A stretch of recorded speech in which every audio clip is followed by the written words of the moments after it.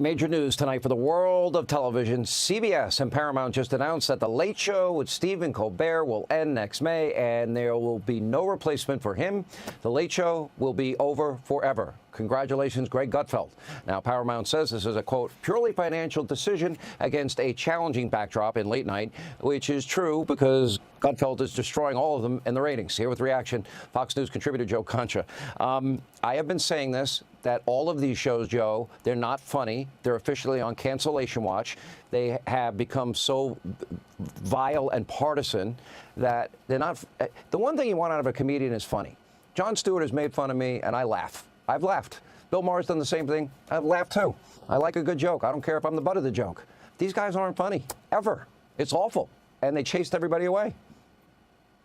Well, you look at tonight, for example, Sean, and Stephen Colbert's primary guest, not the third guest, not the guy that's on after midnight. The first guest, the featured guest, is Adam Schiff, Senator, California. So you think back to the days of Johnny Carson, and you think of Rickles, or you think of Burt Reynolds, or you think of Sinatra, or Buddy Hackett, or any major Hollywood star. They were the featured guests. Now, with this guy, Stephen Colbert, it's Cory Booker, it's Zohran Mamdani, it's AOC, it's Jake Tapper, who lives to be on this show, or Nicole Wallace, or Chris Hayes, or name your MSNBC host who loves to be on Colbert. So it's no longer entertainment at this point. It's basically MSNBC, CNN, C-SPAN at night. And to your point, it just ain't funny when you don't have funny people on there, and all they do is talk about how horrible Donald Trump is and how Democrats want to save democracy. It's a joke. You know, the funny thing is, why wouldn't Johnny Carson, Jay Leno went for the joke. He didn't care. He wasn't partisan. Johnny Carson let everybody else be the star because he ended up getting the credit with massive ratings. They went for funny. They didn't go for a political agenda. And if they actually did give any indication, they were more in touch with the American people than any of these guys are.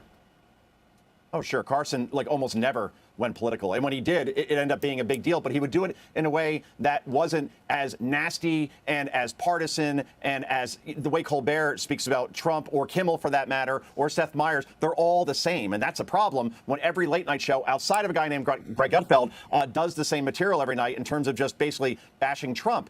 And I spoke about Greg Gutfeld. He is beating right now Colbert by nearly 1 million viewers a night, with a fraction of the resources that Colbert has over at CBS. Yeah, so when they say it's a financial decision, that's true. 200 staff members. I mean, I can't even imagine. I'd have to ask my producer. I don't think we have, what, 15 people? And then if you could include control room people, 30? You know, and they're all great, by the way. The best in the business, by far.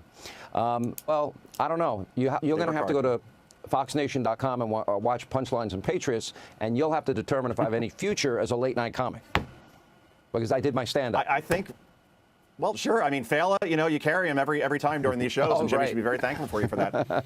It's not exactly the way it works. Those are great.